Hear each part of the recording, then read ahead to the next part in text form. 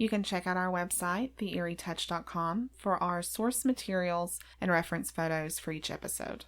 You can find this podcast on Spotify, Apple, and our YouTube channel. Be sure to follow us, The Eerie Touch, on Facebook for new leads and updates. And we would really appreciate it if you could leave us a 5-star review on whatever platform you listen to your podcast on. It would really help us out.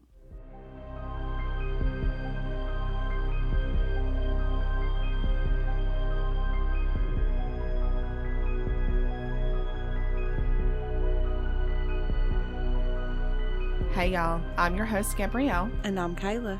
Welcome to The Eerie Touch, where we dive into all things murder, mystery, and paranormal every week. Today's episode entails a real-life haunting in our hometown of Appalachia, all the way in East Tennessee. A haunting that has terrorized one farming family for hundreds of years. A mild entity that grows so violent it even sees through on the death and demise of its main target, John Bell. This is an Appalachia haunting, the Bell Witch. Both John and Lucy Bell were born and raised in Edgecombe, North Carolina. John was an apprentice barrel maker until later focusing on a career in agriculture and farming. When he was 32, he met and married Lucy Williams, who, at the time, was 12 years old. Whoa, now. That's a 20-year difference. Mm-hmm. I know, right? It's weird to think about how much times have changed because nowadays, That's pedophilia. Yeah, you go to jail for that. Most definitely, okay? And I know times were different back then, and that was just the norm. But 12 years old? Mm-hmm. That's just a baby to me. So, was their marriage, arranged, or did she really love him as much as a 12-year-old could love someone? I didn't see that it was arranged, but this is the 1800s, so I'm just going to assume, most parents, her parents probably looked at John more as maybe he was just a good guy who would be able to support and take care of their daughter. Wasn't that the whole point of marriage back then anyways? Yeah. Well, that's still kind of the point today. Is, you want to marry someone that your parents approve of and someone that's going to love you and take care of you and give you a good life as much as you want to give them. Yeah. Well, I guess that's true. I guess the sanctity of marriage hasn't changed. Yeah. I feel like the only thing that has changed is the fact that parents would pretty much give you away back then. Yeah. As to now, until I met Alan, my parents were like, don't leave. Yeah, that's the difference. So the both of them settled on some farmland that John had purchased previously. For 8 years, the couple prospered. Their first child, Jesse, was born, and John was among some of the most successful farmers around. But in 1801 and again in 1804, the crop seasons were so bad that theirs had ended up failing. It's this hardship that has them contemplating whether or not to move westward, as several of their friends had already done. So, in the winter of 1804 into 1805, the family travels the Appalachian Mountains of North Carolina and East Tennessee. Now, eventually, this took them to the land that was called the Barren Plains. In the end, the Bells laid their roots down in Robertson County, Tennessee, that nowadays is known as Adams, Tennessee.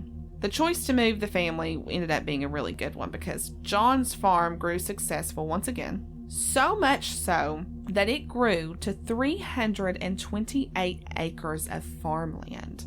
Dang, that's a whole lot of land. I know, right? Can you imagine the taxes nowadays on that much land? No, you're talking probably $1 million a year. I know, right? Well, so also, John had become an elder of the Red River Baptist Church there. And the farm wasn't the only thing that grew. Their once little family had too. John and Lucy ended up having 10 children. Jesse, John Jr., Drury, Benjamin, Esther, Zadok, Joel, Elizabeth, Richard, and Betsy. Now, John had become a prominent, well-known, and respected man. He, once again, was this prosperous farmer, and for years, the family's future was bright, until it took a seemingly dark turn in 1816. You see, John started his day as he always did, working and taking care of his crops. So he's out inspecting his cornfields when he notices something out of the corner of his eye. And when he turns his head to get a better look, he gets even more confused. What he's looking at is this animal. Okay, but why would that be confusing? Well, because the animal that he's looking at has the body of a dog and a head of a rabbit. Oh, hold on. When we were going over this episode earlier, I couldn't really find anything about that creature directly, but I did find something similar to it. Really? What was it? Yes. In ancient Egyptian, there was these pictures depicting all these little evil bunnies, and it said they had a pretty dark past. They were masked by their cute little faces, but appeared with weapons ready to butcher chaotic entities. Yeah. And people who had passed away but didn't belong in the afterlife. Damn. Yeah. Well, that's interesting to say the least. I mean, how many times do you hear about killer bunnies? That's what I thought too. But it's just some food for thought as of right now. Right. Well, John didn't think so, because he ends up taking out his gun and he starts shooting at this creature, but it runs and gets away. Now, he doesn't think much of it until the family had dinner that evening, and all of a sudden, the entire family is looking around completely confused because they're hearing this noise of something or someone beating all around the outside of the house. Like, we're talking windows, walls, front and back doors, just beating all over. However, John wasn't no wuss, so himself and two of his sons rush outside to see what the hell was going on, but when they searched around the house, they came up empty. Now, nothing really happens for a while after this, so the family just kind of, puts it in the back of their minds and, like, let's just not think of this anymore, let's just forget about it. And afterwards, everything stays normal until 1817. This is when all of these odd occurrences begin to play out. They start hearing all kinds of freaky stuff going on in the house. They're hearing scratching on the walls and doors, knocks on the bedroom doors, and chains being dragged across the floor. And throughout time, whatever was going on got a lot more intense. Whoa. Okay, listen. I know I'm more knowledgeable. Well, we are more knowledgeable nowadays than what we were back then about demons and entities and possessions. But I'll be the first to say, if that would have been me, the very moment something started I started experiencing these bad, unexplainable things, I would have been running to a preacher's house, and I would not have left until he came back home with me. Girl, you are not lying, because same. Like, I would have been grabbing my Bible and shouting scriptures at the wall, letting know whatever it was that was there, that, God is with me, so it best be gone. I know that's right. But, it sounds more like a poltergeist, so why are they calling it a witch? Well, in case you didn't know, this was happening right after the Salem witch trials, and you know how that was. So keep in mind that pretty much anything unexplainable back then would be blamed on the actions of a so-called witch. So historians believe that this is how it came to be. Oh, okay. I understand more now. Yeah.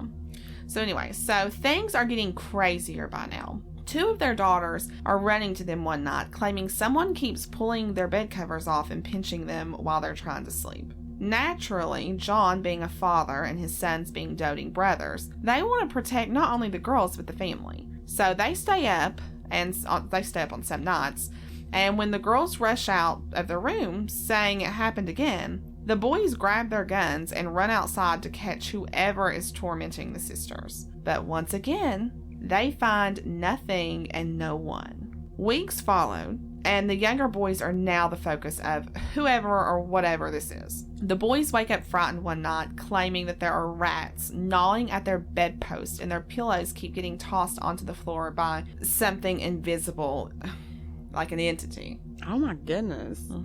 How bad does this haunting get? I think we are just beginning. So as time progresses, this entity grows violent and ultimately ends up developing a voice, a woman's voice. Now, the family states that they begin to hear faint whispering voices. Now, they couldn't make out the words because it was so low, but they said that it sounded like a woman singing hymns. I've heard of stuff like this before, and it sounds to me like maybe she was mocking Christianity. Exactly like that. Encounters with this woman entity escalate, and the youngest daughter, Betsy, begins to bear the brunt of it. For weeks on and off, poor little Betsy gets her hair pulled out. She's being slapped around relentlessly, so much so that it often ends up resulting in welts on her. Oh my gosh, that poor baby. Oh, that's not even the end of it. She slowly is getting covered in bruises, and handprints are showing up all over her body and her face. Jesus. Surely that was enough to send John looking for help, right? Well, you would think so, but actually, no, not yet. John kept most of the disturbances hush-hush because he was afraid of the possible backlash. He was an elder in the church and a well-respected man. And, what would people say about him and his family? Plus, you'd run the risk of people ridiculing you and making up stories. Yeah. And you did say this was the time of the witch trials, right? Yeah. Well, it's hard to say what could have happened to his family. Look at what happened to them, but not to mention they could have said, he was just crazy or unfit to care for his family.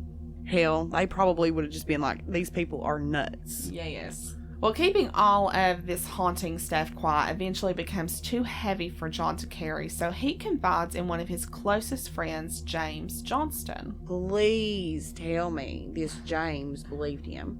Well, not necessarily. At least in the beginning, he didn't. James was what you would call a skeptic, and he was more like, I don't know if I believe you or not, so, just let me check it out for myself. James and his wife come over to stay the night and see if they experience the same scares as the Bells. Now, the night started off peacefully.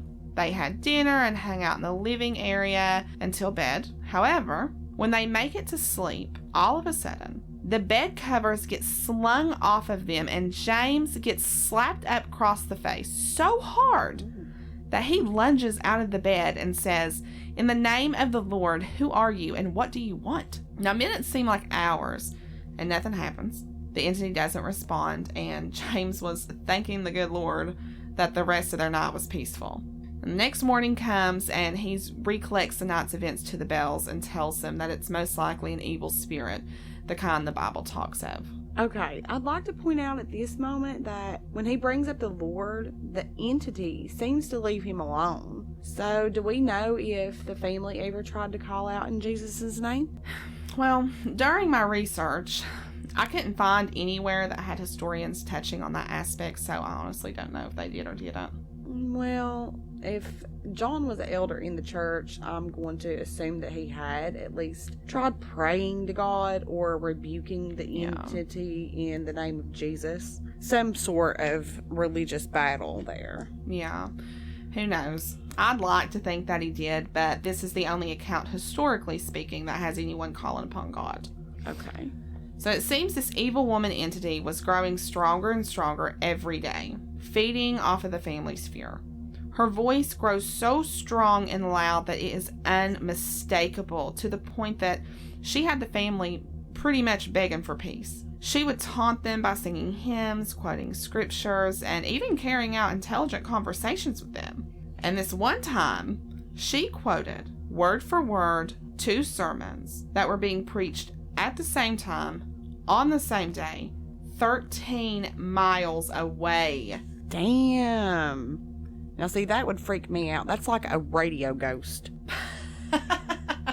For real. That would be, yeah. That's like a radio ghost. Well, so much stuff is happening at this point that word has gone out. So many people were talking about it, gossiping about it, that it made its way to Nashville, where Major General Andrew Jackson hears about it. General Andrew Jackson. Like the President Andrew Jackson? Yes. Oh. That Andrew Jackson. Okay. But now he wasn't president yet at this time. Okay. Yeah. So actually, John Bell Jr. and Drury and Jesse fought under Major General Jackson in the Battle of New Orleans. Oh, well, that's pretty cool, but the Battle of New Orleans was fought against the British for trying to take control of an American port, right? Yes. Okay. It was the final major battle of the War of 1812. Andrew Jackson led the troops to victory, which elevated him to national fame. But anyway, so he hears about this haunting, and it piques his interest. He grabs a couple of men, and they embark on the journey to Robertson County, Tennessee. Now, among his entourage are several men, well-groomed horses, and a large wagon. When they approach the property, the wagon jolts to a complete stop. Now, they think that maybe it just got stuck in like a muddy creek bed, and the horses are just unable to pull it. So they end up, they jump out saying it's going to be an easy fix. At least that's what they assumed. Now, an hour goes by, and they are cussing and screaming, just completely irritated at this point. And Jackson tells the men, "By the eternal, boys, that must be the Bell Witch." And right when he says that, suddenly a disembodied female voice tells them that they could now proceed and that she would see them later that evening. And wouldn't you know it, immediately after the female voice tells them they can go, the horses start to pull again. Wow. You see, that's what fascinates me about this entity. She has so much power. Like, not only does she just stop your horses in their dead track, and they're not going anywhere, but you could hear this woman speaking to you without even seeing her. Yes. And like even today, we don't capture spirits' voices on anything unless it's like a technology. It's very rare you actually hear somebody have a full conversation with you. Yeah. Anyway. Well, finally, they make it to the Bell's house, and Jackson goes inside while the men pitch the tents out in the backyard. I'm assuming since they were military men at the time, it was like those big military tents, but anyways. So the sun sets and the evening comes. They have dinner and drinks, and Andrew Jackson is telling war stories to the family, and everyone is just pretty much like just cutting up together. Now, after a couple of hours go by, one of the men begin to claim that they're a witch tamer. And he stands up, pulls out this shiny pistol with silver bullets, and he tells everyone that these silver bullets will kill any evil spirit around. At this point, nothing's happened, like the female entity had originally told them. And the man explains that why she's not done anything to them is because she's afraid of his silver bullets. Everyone should know by now that you never ever taunt spirits, especially ones like this, because you're probably going to get what you're asking for, and it never ends well, people. It really doesn't. Never. No. So for us, it's going to be no surprise when I tell you that immediately the man screams to the top of his lungs while his body is like just getting jerked around the room. And he starts complaining that he's being beaten to death and he's being stuck with pins all over his body. Like a voodoo doll. Ooh, that's a good one. Mm-hmm. She is called the Bell Witch, so. Ah, yeah. Well, the female entity isn't finished with him yet. She gives him one big strong kick to the you-know-what, and it's so hard that he gets slung out the door. She then speaks to the group, and she is pissed. She says that there is one other fraud in the party, to which she would identify the next night and listen. Everyone is left shaking in their boots. Jackson's entourage is begging him to let them leave the Bell farm, and of course, he tells the men hell no. He tells them, he's like, I want to know who the other fraud is. Oh, she has him intrigued now. Hell yeah, she did. So night falls and the family goes to sleep while the men go out to their tents. What happens next isn't very clear, and historians haven't found any factual accounts of it. All we know is that Jackson and his men are spotted near Springfield early the next morning on their way back to Nashville. Now, allegedly, Jackson had told a passerby that had asked what happened that he'd rather fight the British at New Orleans than fight the Bell Witch. Damn. If that is true, then it had to be pretty damn bad, because these men, they were shot out without fleeing. Mm-hmm. At least most of them were. And the Bell Witch caused them to flee. I know, right? As a bad ghost. Yeah. Mm-hmm. I wouldn't want to mess with her. Nope. No, thank you.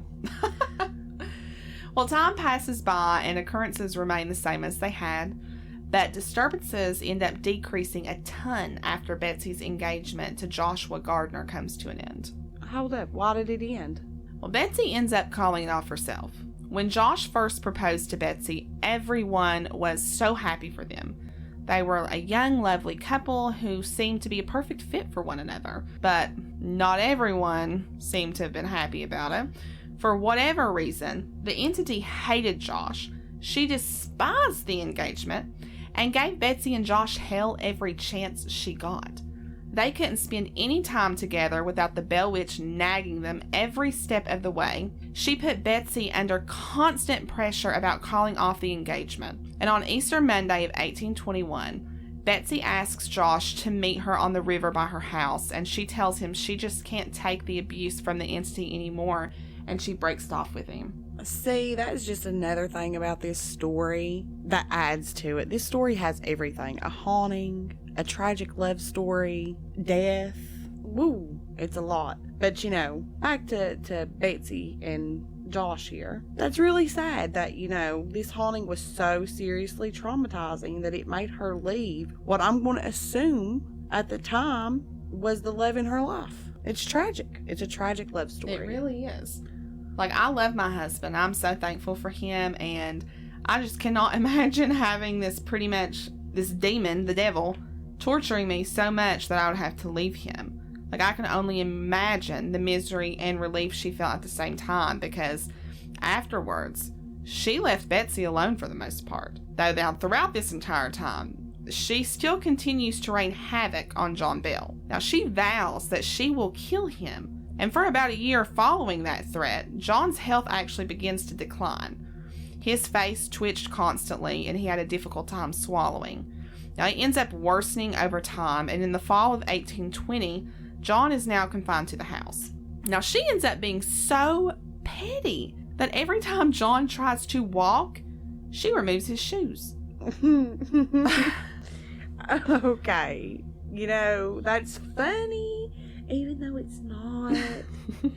Like, damn, you gotta take my shoes off. I can't even wear the shoes, man. Like, the pettiness was real, girlfriend. But don't let her fool you.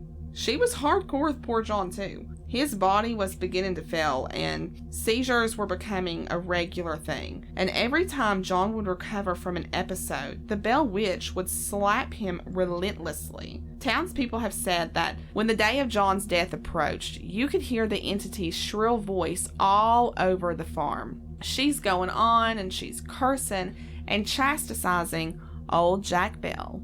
Jack? I thought his name was John. I know, it is, but apparently this was the nickname that she gave him throughout the years of mocking him. So John's body finally gives way on December 20th of 1820. He passed away 4 days after he fell into a coma. Now, of course, the family's distraught, and John Jr. finds himself rummaging through cabinets and whatnot. Now, he opens up this drawer to find a little vial of black liquid. Curious of what it is, he drops some on one of the barn cat's tongues, and the cat just freaks out. It starts jumping in the air and convulsing like crazy until it just falls over dead. What? That poor little kitty cat. I know, like, I love cats. Oh. I love my babies. Well, I don't really love him, but, poor kitty cat. Oh, I guess better be safe than sorry, right? I guess so. So the female entity tells John Jr., I gave old Jack a big dose of that last night, and that fixed him. In a frightened rage, he tosses the vial in the fireplace, and it burns a huge bright blue flame before it shoots up the chimney and disappears. That does not surprise me with her, though. No, for real. The day of John Bell's funeral arrives, and everybody was there. There were tons of people who showed up from all over the town and surrounding areas. He even had 3 preachers who spoke at his funeral. Now, the funeral goes by peacefully, well, as peaceful as a funeral can be. It's when the mourners begin to leave the graveyard that the Bell Witch is heard laughing, and she starts singing a song about a bottle of brandy as she ridicules him one last time, and people were just left completely speechless. Yeah, could you imagine going to see your friend or anyone buried, and then you start hearing this ghost singing some song? I wouldn't even know what to say. No. Okay, that's crazy within itself, but what I really feel bad for the family, because, You just laid to rest your dad, your husband, your best friend. And now this is just a reminder that when you go home and put up with whatever's been beating your spirits down for years. Right, yeah. Yeah, it's not going anyway. Or anywhere. Well, maybe the Bell Witch was a little easier on the family, even if it was for a short time, because after laying John Bell to rest, she was almost non-existent. Almost like she had served her purpose or something. It isn't until April of 1821 when she pops back up with the urge to speak to Lucy. She bids her goodbyes to the widow and lets her know that she'll be back to visit in 7 years. Now, during this calm period, Betsy Bell ends up marrying one of her former teachers, Professor Richard Powell, in March of 1824. Name something that feels illegal but isn't illegal. I know, like another thing that's kind of cringy. The 1800s were cringy. For real. Well, they moved to what's now known as Cedar Hill, where Betsy becomes a homemaker. She becomes a mother to 8 children, though only 4 reached adulthood. Oh, poor Betsy. Bless her heart losing half of her babies. One of her children was Lefterick Reynolds Powell, and he fought in the Civil War Battle of Franklin, Tennessee. He dies during this fight in November of 1864 at the age of 23. Richard Powell became an up-and-coming politician. He was very popular in the civil and social circles in the community, and he actually ends up holding numerous positions in public office. In 1837, Richard ends up passing away from a stroke. Now, nonetheless, in 1828, the Bell Witch does exactly what she said. She comes to John Jr. to talk to him about so many things. She talks to him about the origins of life, civilizations, Christianity, and a need for a major spiritual awakening. Okay, now this is giving me like evil deity vibes. What do you mean? Well, remember how I told you I had found these ancient Egyptian hieroglyphics of the evil bunnies? Oh, yeah.